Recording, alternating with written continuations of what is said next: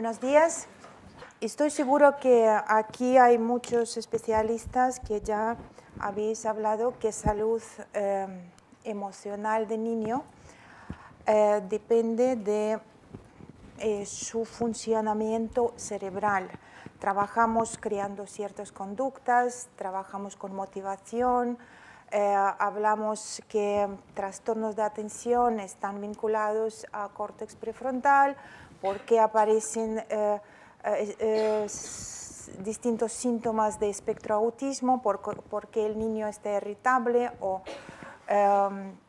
no tiene foco para escuchar, no puede concentrarse. Hay muchos estudios y muchos trabajos que todos se enfocan cómo funciona el cerebro, cómo podemos influir en el funcionamiento cerebral. Exactamente no voy a hablar de eso hoy porque sé que ya habéis hablado mucho de este tema. Hay muchas causas por qué que discutimos en ciencia por qué el niño tiene cierto problema, por qué el niño tiene trastornos de déficit de atención, por qué es hiperactivo, por qué es tan agresivo o irritable o tan deprimido o tanto insomnio.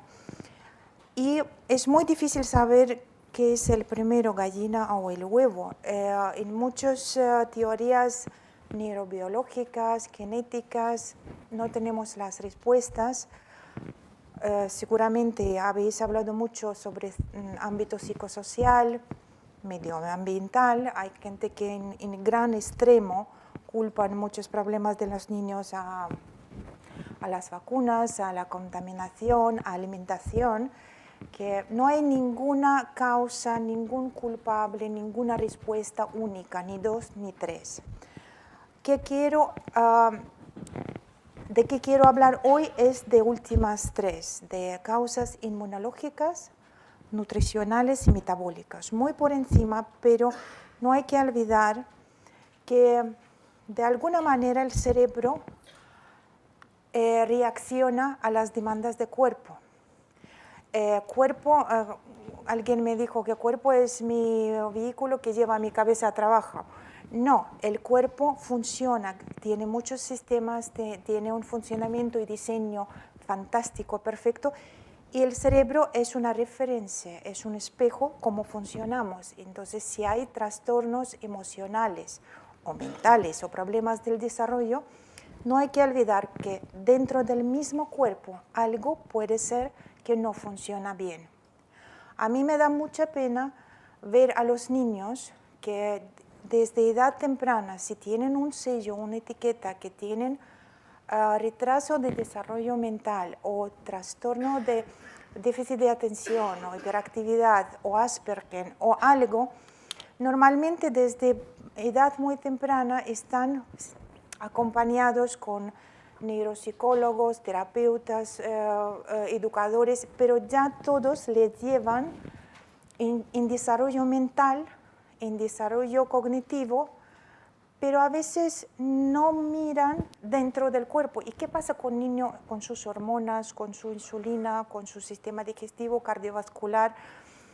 Y curiosamente, no digo que soy más inteligente de otros médicos, pero es un como estándar de protocolo. Cuando hay un diagnóstico, rara vez cuando nos da tiempo o interés buscar alrededor de diagnóstico ya determinado. Y hay que hacerlo.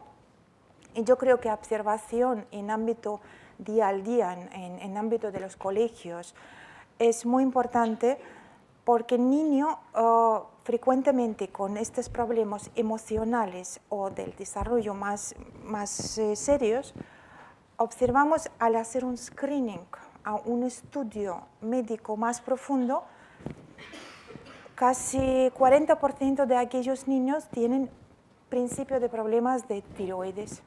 Otros 20% tiene una fluctuación muy desequilibrada de niveles de azúcar por problemas de producción de insulina. Eso directamente influye al ánimo, concentración, irritabilidad y casi 95% de niños con problemas emocionales importantes o problemas mentales o del desarrollo tienen problemas digestivos. Eso, datos internacionales. Entonces, ¿hay una conexión? ¿Es porque son así, son frágiles y por eso les pasa todo? No. ¿Y qué es? ¿Dónde está el principio del problema? En fluctuación de hormonas, insulina, hormonas tiroideas, en fluctuación de salud digestiva y después mental o viceversa. No os quiero convertir a los médicos, pero no estaría mal pensar o asesorar a los padres o pensar que quizás no estaría mal ver un poco más al fondo salud del niño si tiene problemas continuos y no responde al tratamiento. Todos sabemos que todo que es emoción, acción, felicidad, es una relación, es decir, el nivel neurológico es una relación entre las neuronas, ¿no? Es una liberación de ciertas moléculas que son necesarias para el lenguaje interneuronal y estamos buscando estas moléculas muy famosas de felicidad, de bienestar como serotonina o dopamina, todo, endorfinas, todo alrededor de estas moléculas tan frágiles y tan necesarias que necesitamos para sentirnos bien, seguros, con buena autoestima, con buena energía,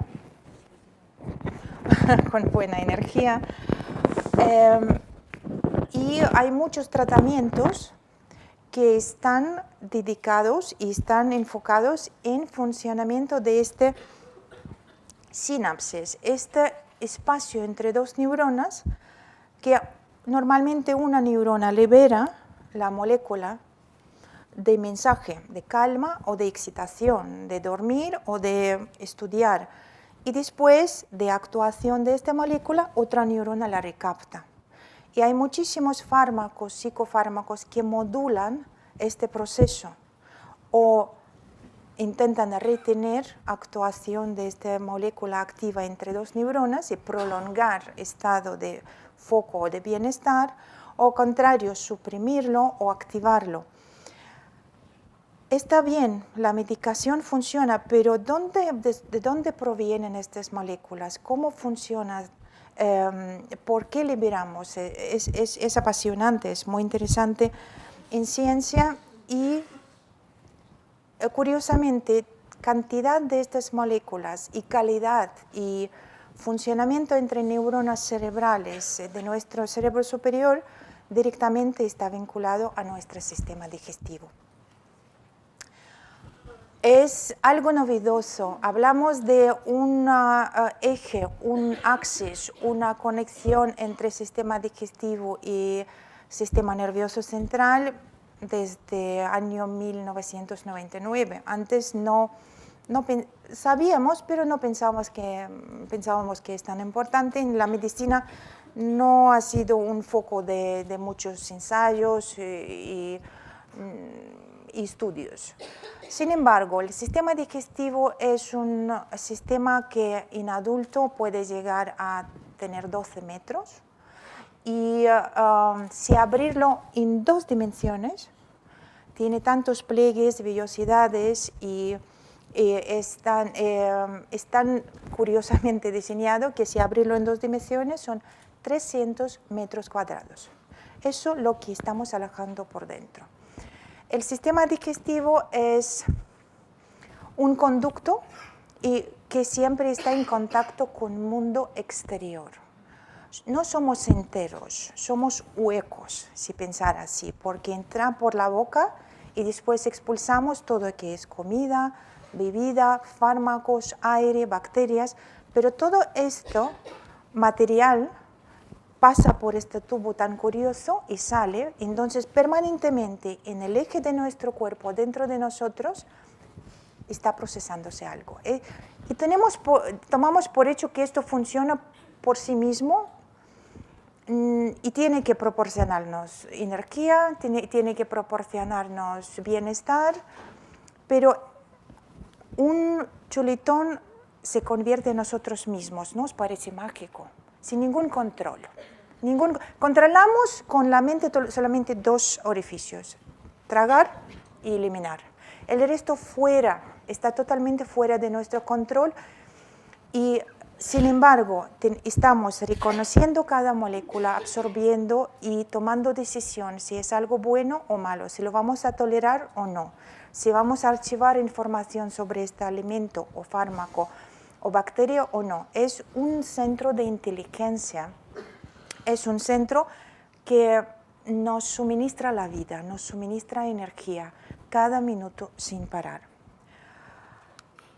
Descubrimos que dentro de nuestra tripa, dentro de nuestras entrañas, hay un segundo cerebro. Y no es una metáfora, no es una frase ahí bonita, está confirmado con la ciencia. Dentro del tubo digestivo, entre dos láminas musculares, llevamos una red muy extensa de las neuronas.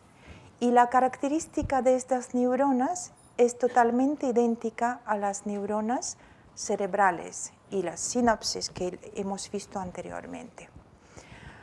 Es un segundo cerebro, es una red muy inteligente que bastante autónoma, funciona por cuenta propia, colabora con el cerebro, pero no depende del cerebro. Por eso, por evolución es lógico, porque la nutrición, la defensa, no puede depender de caprichos de nuestra mente. Es algo básico que el cuerpo tiene que llevar automáticamente. El 90% de producción y almacenamiento de serotonina tenemos en intestino delgado. Esta sustancia, tanto sus precursores como sustancia, está almacenada en el intestino delgado y suministra serotonina para todas necesidades, sea memoria, dormir, vigilia, felicidad o movimientos intestinales musculares. Lleva muchísimas funciones y papeles esta hormona, tanto en nivel local, dentro del sistema digestivo, como, sabéis, en nivel de salud emocional. Por eso hablamos de dos cerebros. No podemos influir, colaboramos, somatizamos mucho. Si llevamos estrés, el cerebro digestivo sabe, si el cerebro digestivo no funciona bien, nos nubla la mente. Es una comunicación muy democrática de dos hermanos, pero no es como pensábamos nosotros en la ciencia, que el sistema nervioso entérico, esta red de neuronas en el intestino, antes pensábamos que es algo más primitivo y más por debajo del cerebro superior, y ahora sabemos que no lo es.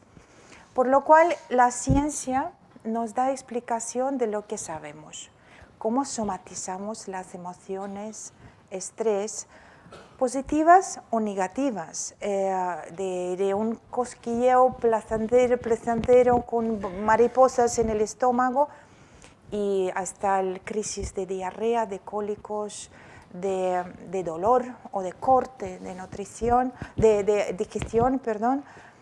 Eso es cuando el cerebro digestivo nos manda mensaje. O manda mensaje porque percibe algo, porque algo no nos gusta y no lo procesamos todavía con nuestra mente, o como la consecuencia de estado de tensión y de estrés. Es permanente una conexión bilateral. En psicología ya sabemos patrones de personalidad, que la gente con mucha ansiedad, con mucho perfeccionismo, con mucho necesidad de repercusión social normal, suelen, no hay nada absoluto, suelen tener síndrome de intestino irritable, suelen tener más cólicos, más gases, más diarreas, y la gente con depresión, con tristeza, más invertida, más cerrada, suelen tener más estreñimiento o más problemas de retención de funciones digestivas. Pero ¿qué viene primero, qué viene segundo?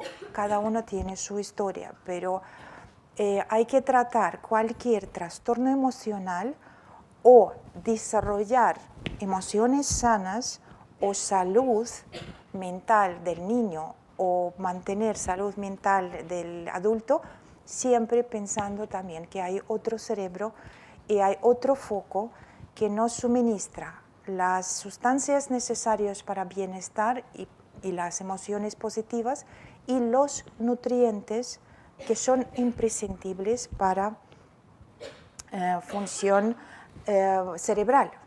Cuando hacemos un intensivo tratamiento de conducta con los niños, de psicoterapia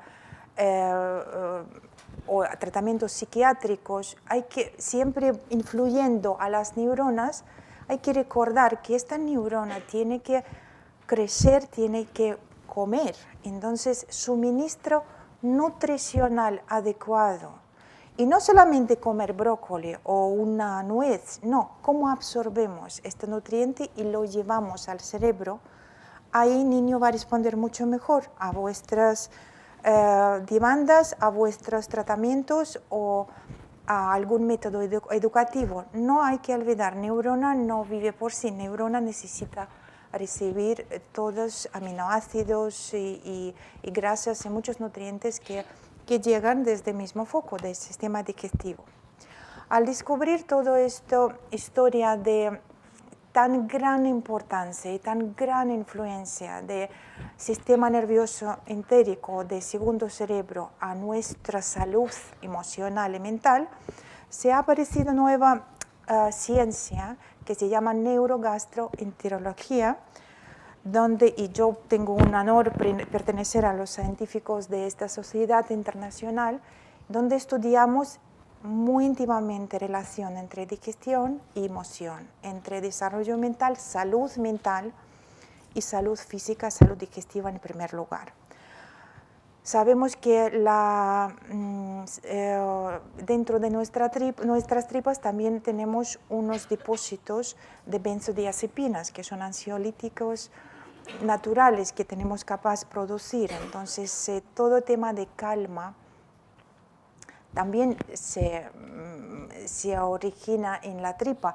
Es curioso que antes hemos escuchado mucho sobre ciencias orientales, ¿no? Sobre respiración abdominal, chakras, yoga, qigong, todo que se enfoca mucho en el vientre, energía de vientre, bueno, jara, igual harakiri por cortar este centro vital que es el vientre. Yo tampoco sabía, antes pensábamos que es una filosofía oriental, es algo bonito del pasado, pero ahora la ciencia nos da una explicación que realmente así lo es, que tenemos tanto concentración de las neuronas y neurotransmisores dentro de nuestro intestino delgado que efectivamente influye muchísimo al presente y al futuro.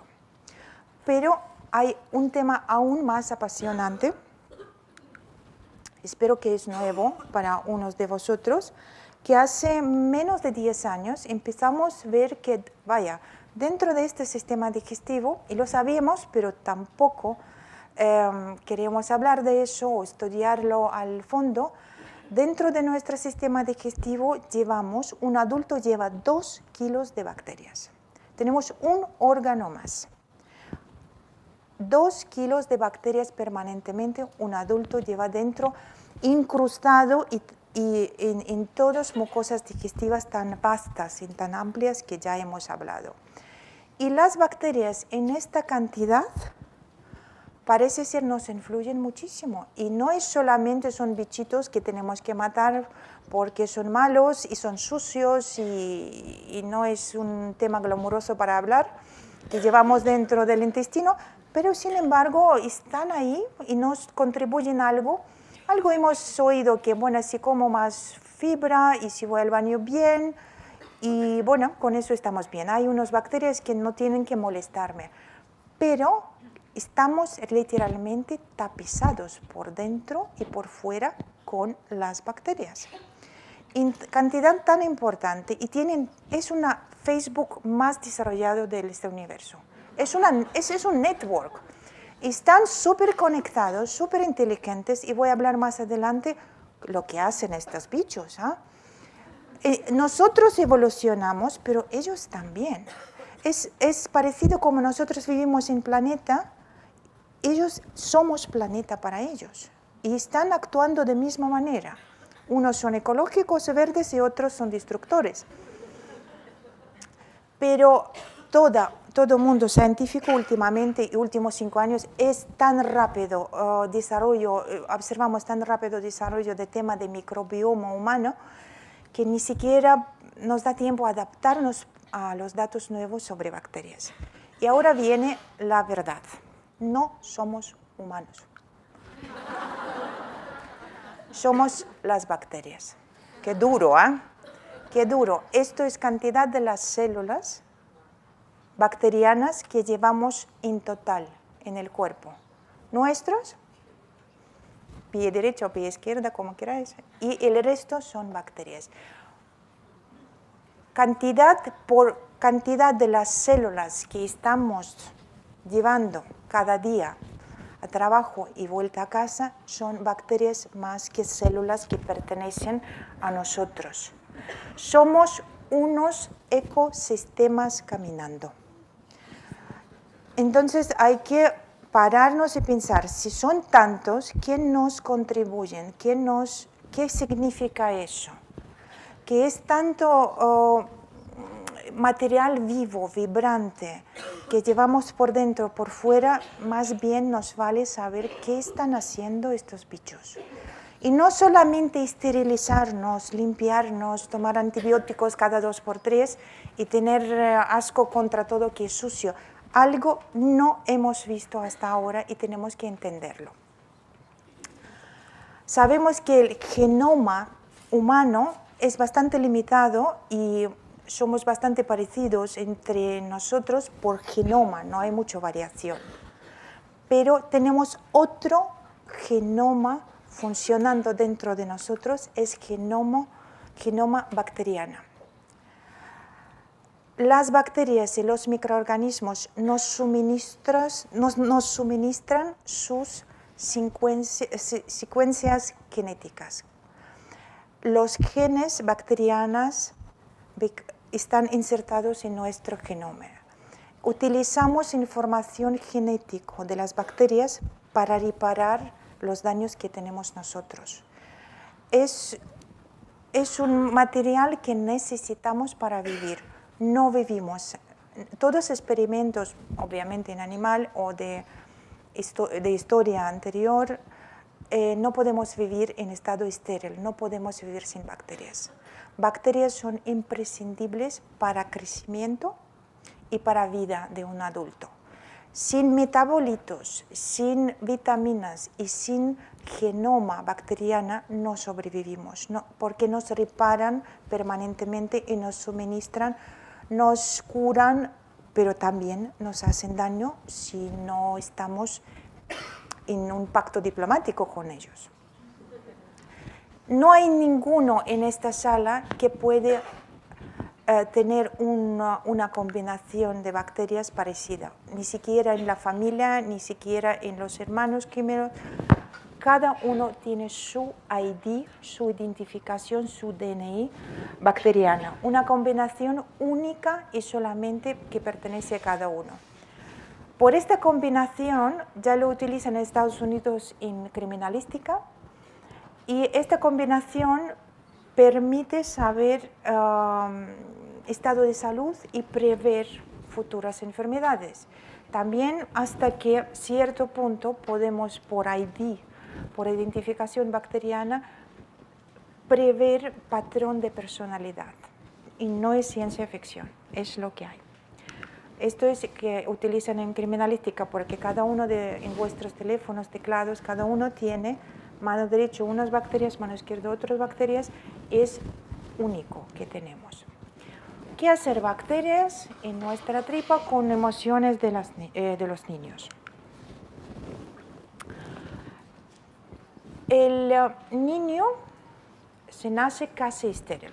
Antes pensábamos que es absolutamente estéril, pero ya últimos datos del año pasado dicen que en líquido amniolítico, en la placenta, hay información bacteriana, pero bueno, no son bacterias, son solamente fracciones. El niño entra en este mundo estéril y su primer toque con mundo exterior y su primera información sobre el mundo donde va a vivir es información que le pasa a mamá, si es un parto natural. Si es un parto natural, las bacterias de mamá envuelven al niño y ya se instalan en este pequeño cuerpo. Es su primera información bacteriana, pero es una primera información inmunológica de las defensas y sobre qué es bueno y qué es malo en este mundo. Es muy importante este momento porque, claro, aquí casi 30% de los partos son por cesárea. Entonces, el niño nacido por cesárea, su primer toque es con bacterias de piel y bacterias del ámbito y área hospitalario. Con un estudio de casi 5.000 niños ya atrás de estos años, tenemos una confirmación muy importante que los niños nacidos por cesárea son niños más frágiles, más propensos a alergia, con más alta probabilidad de intolerancias alimentarias, desarrollo de atopia, dermatitis atópica, asma, porque su primera información inmunológica ha sido diferente. No es ni malo ni bueno, pero hay que corregirlo. Entonces, este primer choque, pero qué interesante que hacen, salud de mamá es muy importante, porque las bacterias, no sé si me vais a creer, pero es verdad, las bacterias de mamá en intestino grueso de alguna manera saben que es último trimestre y provocan que el intestino de mamá tenga permeabilidad, que esté intestino más poroso, y viajan bacterias más importantes para el sistema inmune, más claves para bebé, viajan tras flujo sanguíneo de mamá a las glándulas mamarias. La leche de mamá tiene 500 bacterias más importantes. No es solamente leche, es leche con bacterias que tienen que pasar al cuerpecito de bebé y darle primera información del sistema inmune. ¿Cómo ellos lo saben? ¿Cómo ellos lo hacen? Todavía no entendemos, pero obviamente hay una coordinación e inteligencia en el mundo bacteriano. Y claro, si este proceso está interrumpido por cesárea, cesárea significa antibiótico por sí, y si lactancia no es completa o es alimentación diferente, ya empezamos un poco, el niño no está formando su información inmunológica de manera adecuada. No sé si algún día en colegios, en preescuelas, podemos clasificar a estos niños de grupos de riesgo y podemos de manera preventiva tratarles, esto sería ideal. Después, el niño tiene que seguir acumulando información. Primeros 3 años de la vida del niño es clave para su futura vida y su futura salud. Primeros 3 años está acumulando información sobre bacterias, virus, hongos, alimentos, aire, tragando y procesando. Es como un mini ordenador dentro de su intestino delgado. Más diversidad de información recibe el niño, más sano mentalmente, emocionalmente y físicamente va a crecer. Porque es como base de datos que estamos acumulando. Esto es bueno, esto es malo. Esto me provocó fiebre, esto me provocó vómitos. Esto es rico, esto es no. Y más tenemos contacto con naturaleza, con campo, con familia, con animales, con algo que no es tan perfectamente limpio, curiosamente es mejor. Mirad qué cambio, ¿no? Después de toda esta posición de esterilizar, limpiar y aislar. Por lo cual ahora recomendamos no obsesionarnos. Obviamente aquí en este momento muchos saben que los niños con otitis recurrente, con faringitis, que no nos queda otro como aplicar antibióticos, y ahí, claro, la información se corta. Si bacterias se instalan, les matamos. Se instalan, les matamos. Yo semana pasada tenía un niño de País Vasco que me han traído un impreso de su historia de 4 años. En 4 años ha tenido 16 ciclos de antibiótico con mismo antibiótico. Pero por favor, ¿qué estamos criando? 16 ciclos con amoxicilina. Para criar un super bicho o super resistencia hay muchos errores o mucha rutina. Por lo cual alguien de vosotros puede cortarlo y decir, no, otro. No, vamos a pensar diferente. Y yo creo que va a venir de ámbito vuestro más bien, que un pediatra va a cambiar su rutina. Entonces, este desarrollo de microflora intestinal del niño puede estar influida con muchísimos factores, como ya hemos hablado. Forma de alimentación, forma de medicación, medio ambiente, salud de la madre. En cuanto formamos, es como material que podemos moldear, preprogramar. Hemos hecho estudio en México con 3.000 niños obesos de edad antes de 6-8 años. Y todos 3.000 tenían un patrón totalmente idéntico de bacterias en sus barriguitas. Y hay bacterias, hay un grupo de bacterias que favorecen a obesidad. Hay respuestas con tratamiento y con control de microflora intestinal y control del sistema digestivo, podemos prevenir obesidad, diabetes, cáncer o problemas mentales. Y esto vamos a hablar. Entonces, recordamos que ese intestino delgado donde tenemos nuestro segundo cerebro, es una red neuronal que produce muchísima serotonina, dopamina y benzodiazepinas, y también es un portador de casi 2 kilos de bacterias que necesitamos para que nos mantiene sanos, informados, atentos, actualizados con este software, con estos programas, y porque si no, algo no funciona. Si algo no está bien el niño o el adulto, algo no está bien con su microbiota. La mucosa de intestino delgado lo llamamos en medicina tejido linfoide asociado a mucosas, GALT. Es una central donde al toque de la mucosa con bacterias malas o buenos, con comidas malas o buenos o químicos, formamos una respuesta del sistema inmune. 80% de defensas del sistema inmune procede del intestino delgado.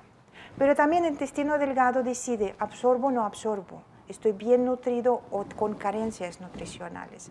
Mirad qué importancia de este órgano. Y si este órgano tiene brechas o tiene daños o está repoblado con algo más dañino, más agresivo, el niño va a estar cansado, irritado, distraído, más llorón, es decir, hay también razones dentro del cuerpo, no solamente en la cabeza. Si hay un desequilibrio de las bacterias que tapizan esta zona, el estado se llama disbiosis. Disbiosis significa, dentro de esta multitud de billones de bacterias, prevalen y han sobrevivido bacterias más agresivas, o hongos, o lombrices, o protozoa, o levaduras, normalmente como causa más bien de antibióticos recurrentes, tratamiento de antibióticos, o alimentación desequilibrada, o otras influencia ambiental, o también estrés influye, que vamos a hablar más adelante. ¿Qué pasa cuando tapiz de intestino no nos beneficia? Se forma un trastorno que se llama Leaky Gut Syndrome, que es un síndrome de intestino permeable. Es decir, entre las células de intestino aparecen las brechas.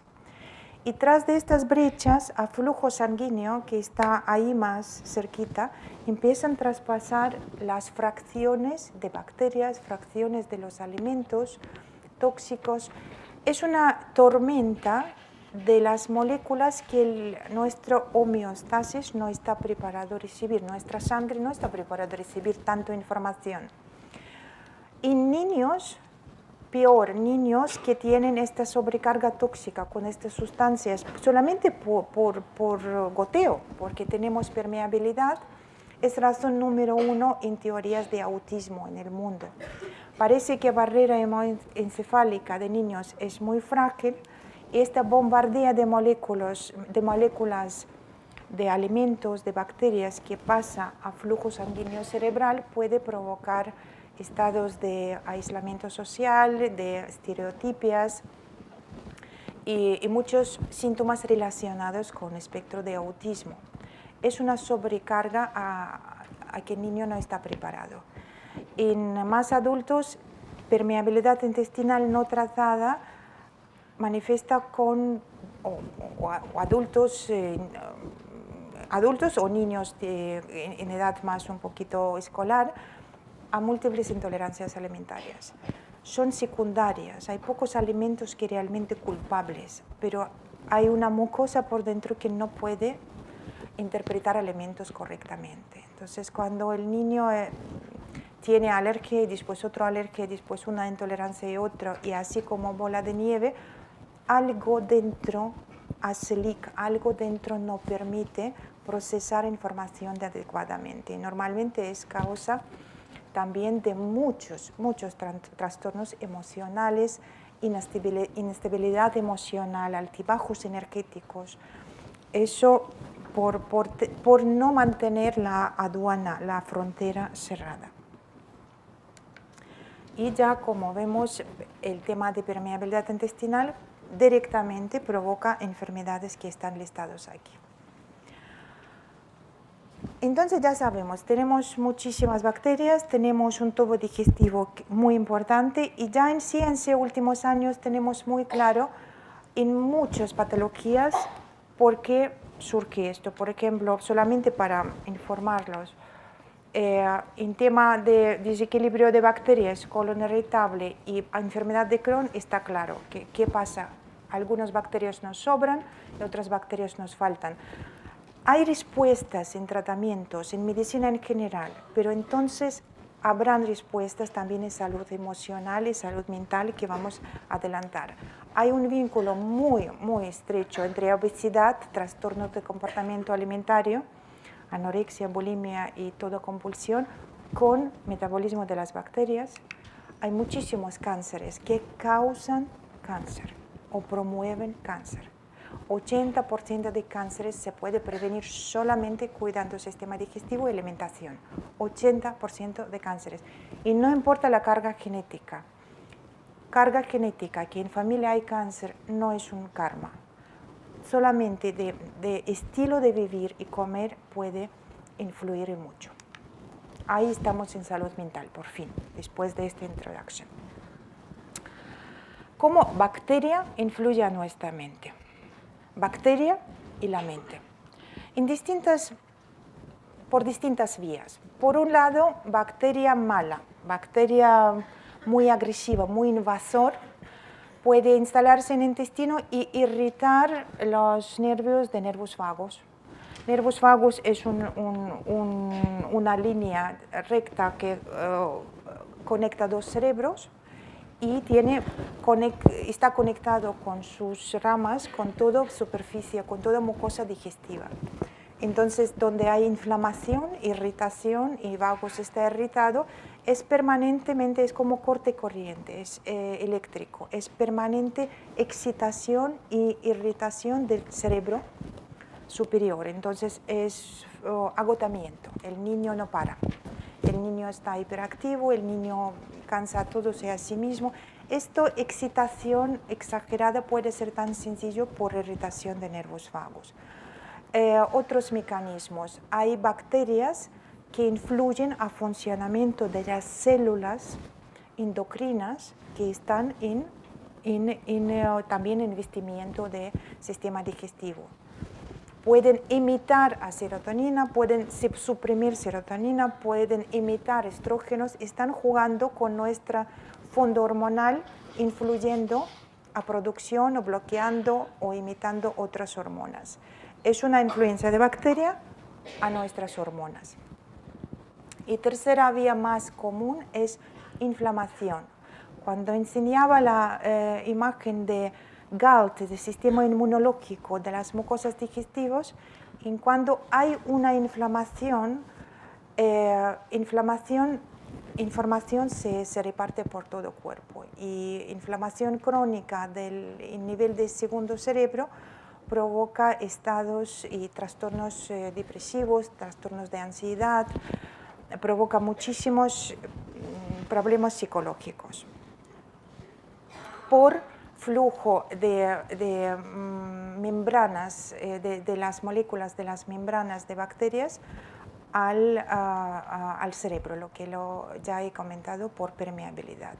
Tras de este proceso masivo inflamatorio y diseminación de moléculas proinflamatorias por todo el cuerpo, el estado mental sufre. Y de hecho, esta gente normalmente responde muy mal a tratamientos psiquiátricos. Como persiste inflamación, ni antidepresivos, ni ansiolíticos, ni ribotril no dan respuesta directa porque hay otro mecanismo.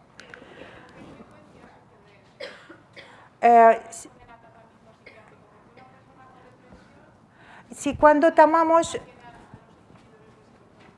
claro, es más allá. Si el sistema digestivo tiene una gran inflamación, el antidepresivo hay que absorber. En primer lugar, es tema respuesta porque el tema de absorción y tema de a través del hígado traer la molécula activa de antidepresivo a su foco no es tan lineal. Combinación de bacterias en cada cuerpo es diferente y se determina con primeros años de la vida. ¿Que estáis compartiendo algunos? Sin dudas, de 3 millones de bacterias, quizás 100.000 están en común, pero no hay lo mismo, y no hay sello idéntico. Es obvio con tanta vasta diversidad de las bacterias. No sé si he respondido a su pregunta. En cuanto de cánceres, por un lado, razón de cáncer es una inflamación crónica, esto todos sabemos, pero por otro lado hay bacterias que encontramos en material de carcinomas, ciertos carcinomas que están plagados con ciertas bacterias. Hay estudios que dicen que esta bacteria está presente en este cáncer colorectal o estomacal o de mama. Sí, así lo es, pero sinceramente si le faltan información, con mucho gusto le voy a suministrar información científica. Sí, con gusto. Esta imagen me gusta mucho porque es una foto de microscopio.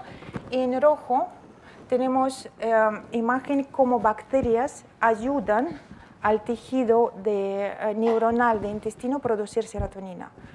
Es una alianza, es un trabajo en equipo. Me parece muy bonito. Cuando bacterias son buenas y tenemos microflora intestinal sana, equilibrada, están realmente proponiendo la ayuda, nos ayudan a producir todas sustancias que necesitamos para bienestar emocional.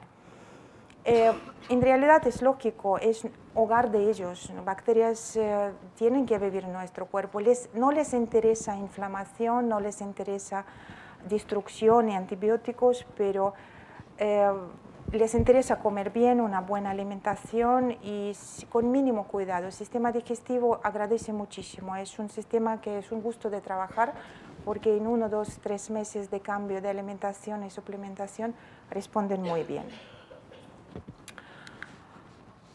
Entonces, hablamos mucho sobre alimentación para buena función cerebral, superalimentos, batidos verdes. Primero es fantástico que la gente se pone más y más consciente sobre que varios alimentos, varios suplementos ayudan a desarrollo cerebral, a fuerza cognitiva, a buena resistencia, a esfuerzos intelectuales. Está bien, pero de nuevo, insisto, aguacate o frutos secos no van directamente al cerebro, tenemos que masticar, tenemos que hacer una digestión y procesar los nutrientes de manera adecuada para suministrar nuestro cerebro con nutrientes. Es muy importante en la infancia porque los niños en los primeros 7 años de la vida están generando hasta 200.000 sinapsis al día. El cerebro tiene mucha plasticidad, crece rápido y la nutrición sí que es importante. Hay mucha gente que les cuesta creer que la nutrición realmente cambia algo. Tener una nutrición muy sana, muy equilibrada, es un esfuerzo, es un tiempo, es caro, A veces eso aísla al niño, a toda familia, porque comen totalmente diferente, en comedor, en colegio.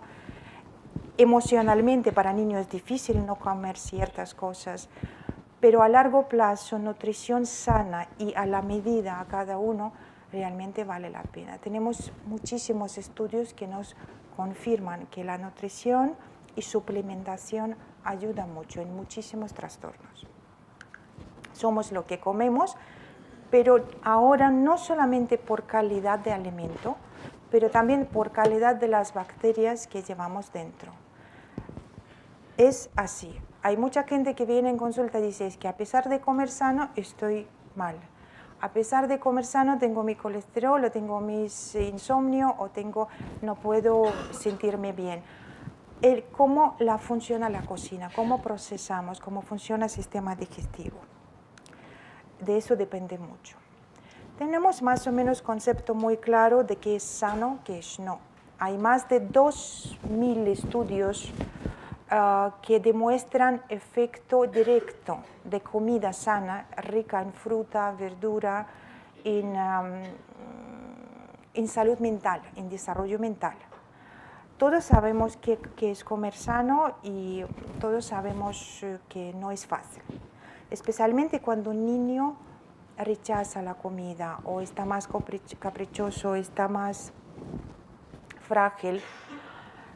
Y aún más si tiene dolores de la tripita o si tiene algunos problemas o falta de peso o problemas de crecimiento o desarrollo, ya que coma algo que coma. Es muy complicado y reconozco, por eso soy partidaria pero con un criterio científico de los suplementos nutricionales.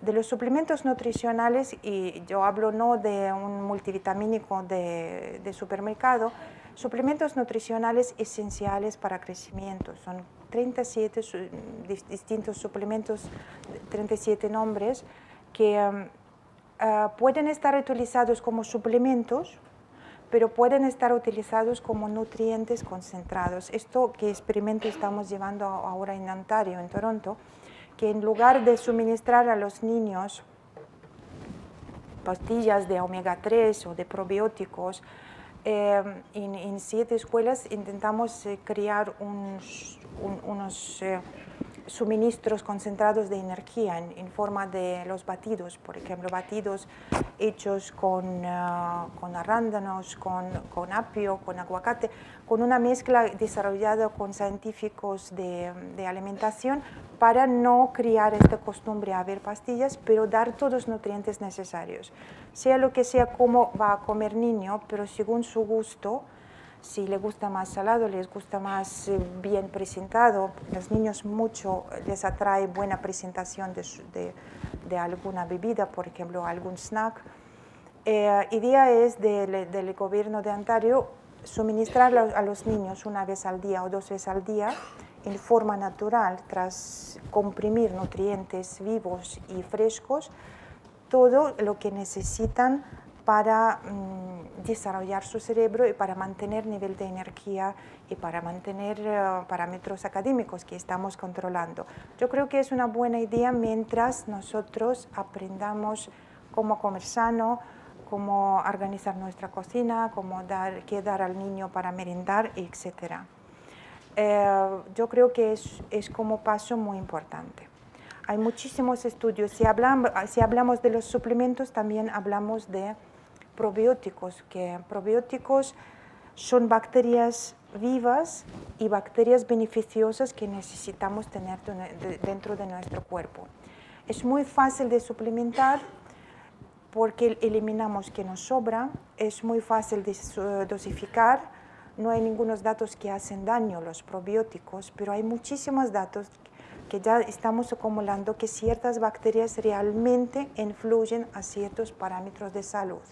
Nos va a llevar muchas décadas hasta que vamos a saber realmente sobre cada una bacteria cómo nos influye, pero estos datos nos dan mucho ánimo y mucho positivismo y optimismo. Yo creo que el tema de probióticos tiene que ser como imprescindible en nutrición infantil.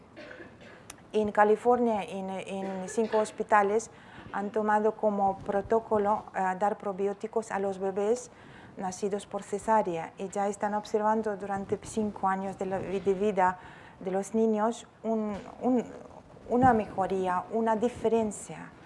Con ausencia de estas alergias, atopias, es muy beneficioso. Igual, todo esto clásico, si es antibiótico, no podemos no tomar antibiótico, tomar probiótico, ayudar, recuperar la microflora intestinal, recuperar lo que hemos afectado. Es tan sencillo y me gustaría que todos lo recordamos. Todos lo recordamos. Si el niño, si no recuerda al médico por carga de su trabajo y solamente manda antibiótico, o si el niño está más estresado, más frágil, más cansado, no es nada mal suplementarlo o de forma de algún batido súper rico, divertido, con todas frutas y verduras que le gusta, o con un suplemento de omega y con probióticos. Yo por lo menos profesionalmente aconsejo. Porque, repito, hay muchísimos nuevos estudios que aparecen sobre ciertas bacterias, pero el bueno y el importante en suplementación probiótica y en mantenimiento de nuestra salud digestiva, por tanto salud emocional, es variedad. Recordamos como nosotros hablamos de niños, tienen que tener diversidad de información en su tripa. Más diversos son productos probióticos, yogur, kefir, kusu, todos que está vivo, pero igual combinación de suplementos probióticos, más bacterias tiene, más variación tiene, mejor. Mejor, más posibilidad de tenerlo más equilibrado. Hay un estudio de Nueva Zelanda que estaba en 2014 publicado en las revistas de prestigio, que han hecho estudio con niños con trastornos de atención e hiperactividad, suplementándoles con micronutrientes concentrados y cuidando la dieta de estos niños durante 8 semanas, y el resultado estaba muy importante. Tan poco y tan mucho como influir tras de nutrición y suplementación a salud mental.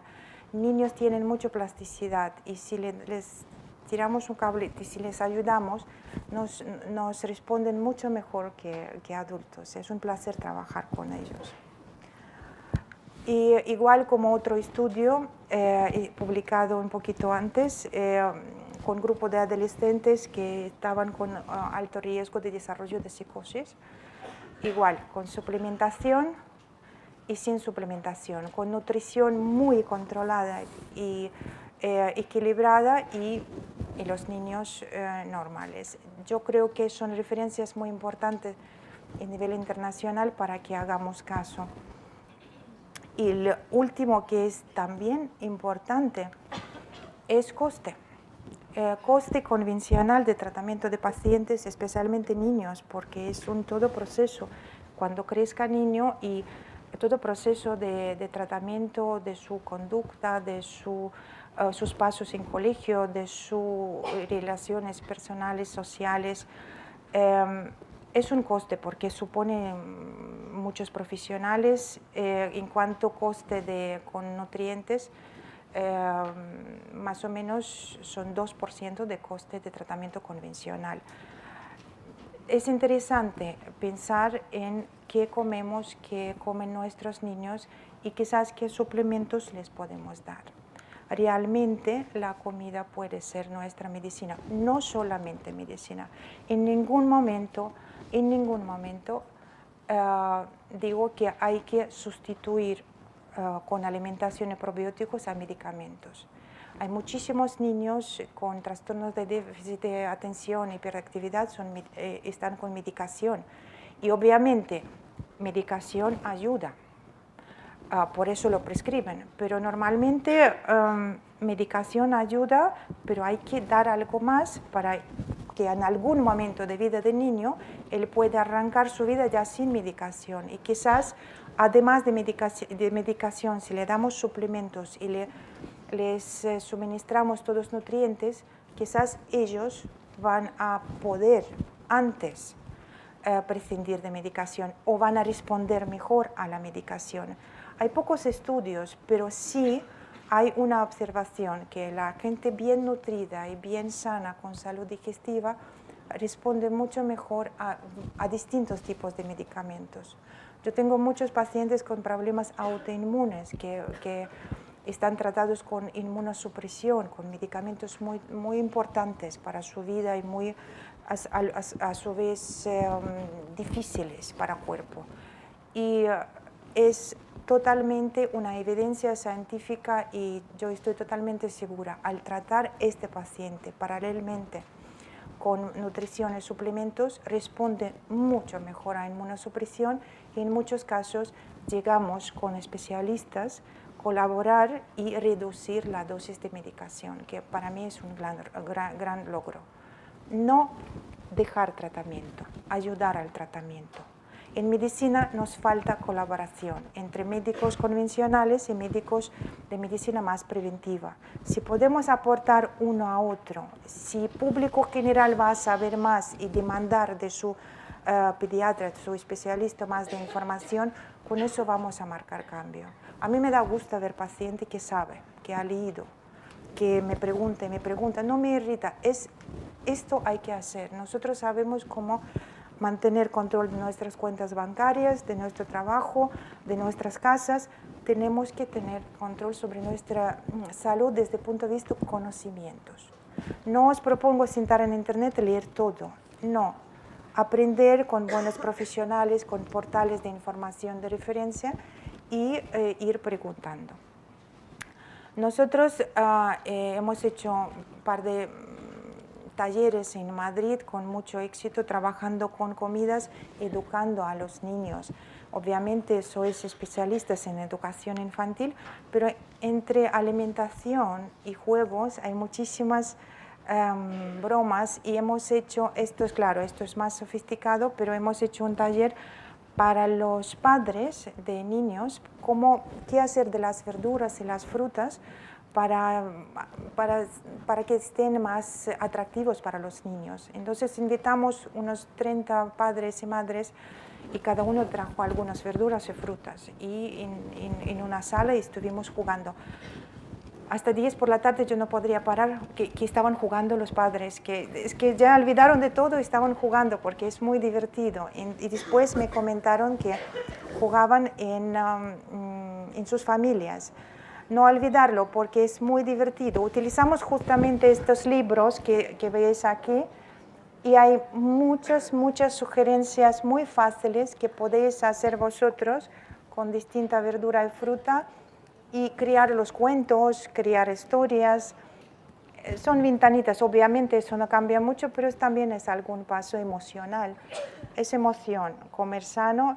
Y los niños son muy atentos. Es muy importante también ser ejemplo. Tengo unas familias que trato enteras cuando mamá tiene una compulsión por dulce e insiste que niños comen sano. El niño en secreto me dice que yo sé que mamá por la noche come chocolate. Es decir, nosotros pensamos que ellos no saben. Ellos saben todo, observan, absorben todo. Y cuando mamás me preguntan, pero no puedo convencer a mi niño a comer verdura.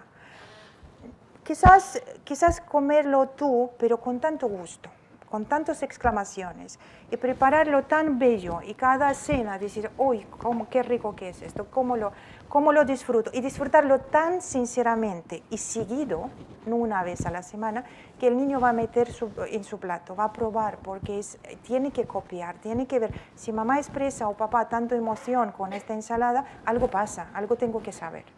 Y también estéticamente hemos hecho experimento, preparamos unos batidos con distintas pajitas, con distintas decoraciones en un vaso muy bello de batidos de color, por ejemplo, cuando hay mucho kiwi, plátano verde, manzana verde, lima, y cuando es un verde tan intenso y tan bien presentado, el niño va por este batido.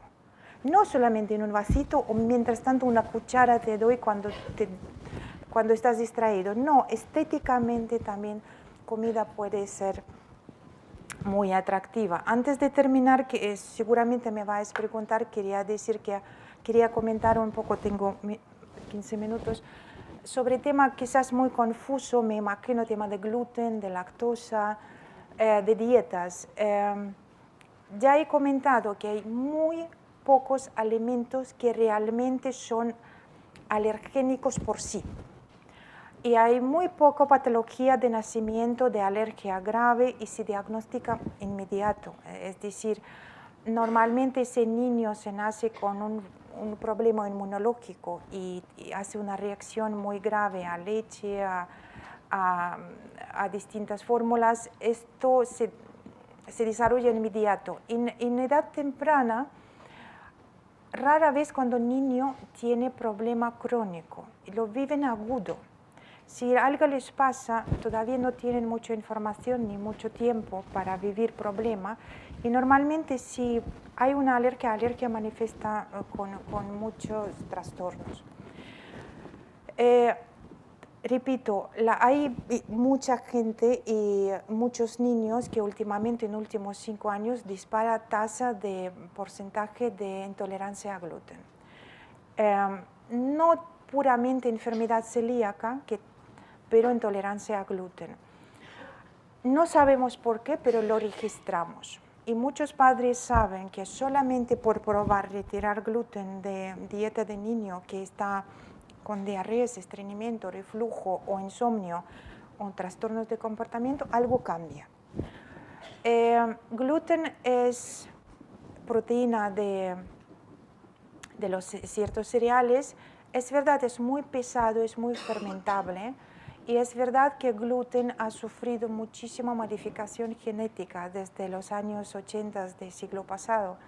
Y en realidad gluten de trigo comercial es una molécula de trigo enano, es una molécula más larga en cantidad de información de cromosomas. A veces al cuerpocito más frágil, al niño en recuperación de alguna infección o niño atópico, le cuesta procesar y digerir esta molécula. Es verdad. Parece que responden mejor a gluten que no sufría trabajos genéticos tipo de centeno, de espelta, de camut. Hay un diagnóstico de enfermedad celíaca y intolerancia a gluten mucho más preciso de lo que hacen tradicionalmente en atención primaria pediátrica. Desde hace 25 años siempre miran un parámetro de celiaquía que en el mundo internacional ya no vale como única referencia. Miran un parámetro que se llama antitransglutaminasa, y hay muchos estudios nuevos que dicen que por falta de fuerza del sistema inmune, niños pueden dar falso negativo de este parámetro. Entonces, correcto sería mirar 6 parámetros que determinan enfermedad celíaca o que determinan intolerancia a gluten. Eso es bueno que llega a sanidad, pero tarda un poco, no todos los médicos lo aplican, pero si hay una sospecha muy seria o unos problemas de salud que os preocupa en los niños, vale la pena tener este estudio bien hecho. Temporalmente retirar gluten no supone ninguna carencia nutricional.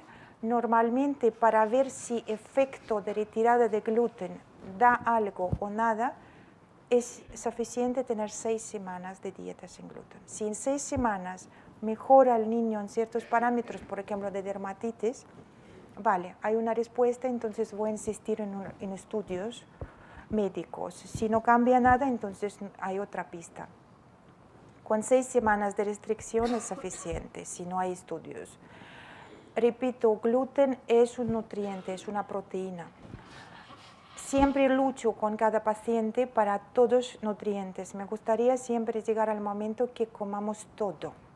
Y después decidimos, esto me gusta, esto no me gusta, pero estamos diseñados a tolerar casi todo y digerir casi todo. Y si perdemos esta capacidad, significa algo está mal dentro de nosotros, no tanto dentro del alimento. Por lo cual, si el niño está con múltiples alergias a frutos secos, a gluten, a lactosa, hay que tratar sus barreras, sus mucosas digestivas, cicatrizando, tratando permeabilidad intestinal, tratando con probióticos y quizás temporalmente suprimiendo algunos nutrientes, pero nada por tiempo largo. Lactosa, casi no existe intolerancia a lactosa, muy poco existe intolerancia a lactosa genética, es decir, cuando uno se nace con una insuficiencia de una enzima, que es lactasa, que digiere a este azúcar que se llama lactosa. Normalmente intolerancia a lactosa es secundaria, es un azúcar muy rico para nuestros hongos y levaduras que viven dentro. Intolerancia a lactosa significa alguien dentro de tu tripa devora a este azúcar y provoca muchos gases, inflamación, algún malestar.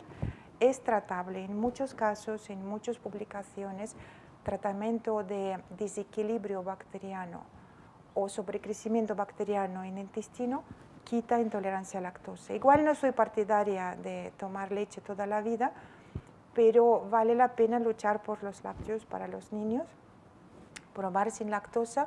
Sin embargo, alergia a caseína de leche es cosa más rara, no es tan absoluto y tan frecuente para retirar lácteos convencionales de la dieta. Hay que cuidar mucho con eso y, repito, a todo eso hay estudios médicos, no alternativos, médicos que dicen sí o no. Y eso no es una medicina exclusiva, son pruebas médicas que todos lo conocemos. El tema es criterio, aplicar o no aplicar a los niños. Eso yo creo que si padre demanda o un profesor aconseja a un padre, por favor, ¿no te parece que tienes que estudiar esto? A mí me parece ya es algo nuevo, algo bonito. Y yo creo que con eso voy a terminar, porque puedo hablar horas y me imagino que hay muchas preguntas y yo creo que en una hora volvemos a hablar. Muchas gracias.